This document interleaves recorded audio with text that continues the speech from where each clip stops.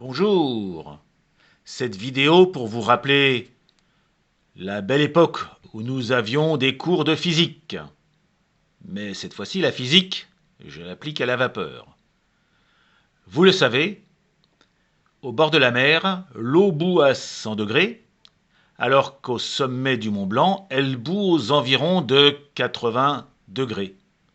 Tout simplement parce que l'eau liquide devient vapeur à une température qui dépend de la pression atmosphérique.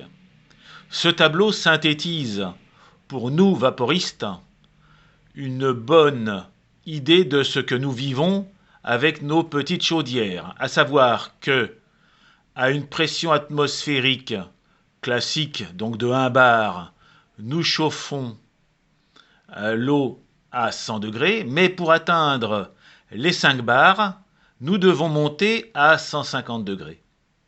Quel intérêt, allez-vous me dire maintenant, de passer à 150 degrés plutôt qu'à 100 degrés? Parce que comme vous l'imaginez, l'eau en tant que telle ne peut pas nous faire fonctionner nos machines.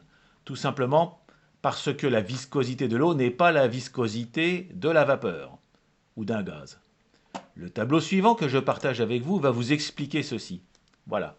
Comme je vous le disais, à nos pressions de travail pour nos chaudières, la vapeur est un gaz. Donc une viscosité qui permet de fonctionner et de circuler librement. Ce qui est intéressant pour nous, c'est la consommation. En effet, je vous rappelle quand même qu'un litre, c'est 100 cm3 et qu'un kilo, c'est 1000 grammes.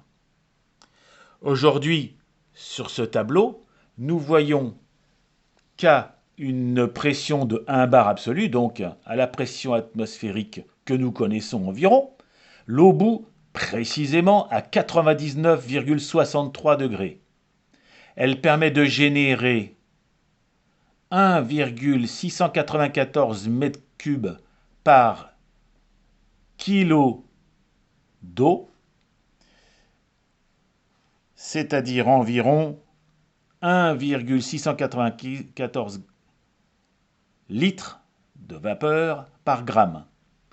Ou, si on le lit dans l'autre sens, 0,535 grammes par litre.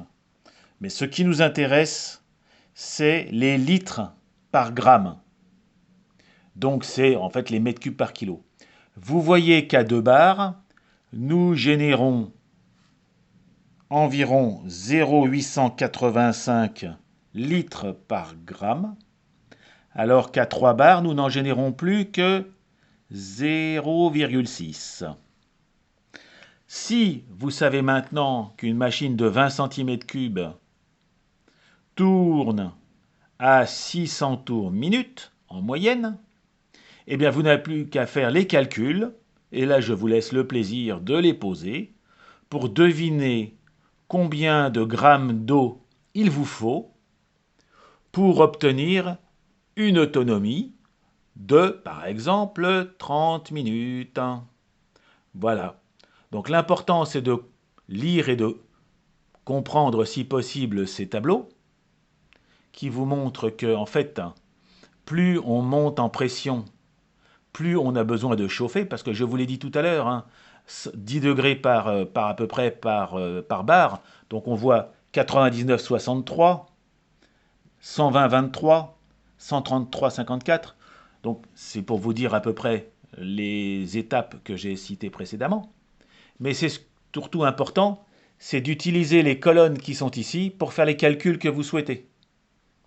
Donc soit en mètres cubes par kilo ou kilo par mètre cube. Je vous rappelle qu'un mètre cube, c'est 1 million de centimètres cubes et qu'un kilo, c'est 1000 grammes. Donc je vous laisse les joies de calculer les virgules et les pas virgules dans les volumes de chaudière. Et grâce à cela, vous pourrez faire le calcul théorique des volumes que vous voulez dans vos chaudières, sachant que ces calculs théoriques ne tiendront jamais compte des pertes, des fuites et autres aléas de la vie réelle. Voilà, c'était juste pour faire un peu de théorie et partager avec vous les tableaux que les vrais pros savent exploiter. Au revoir les amis.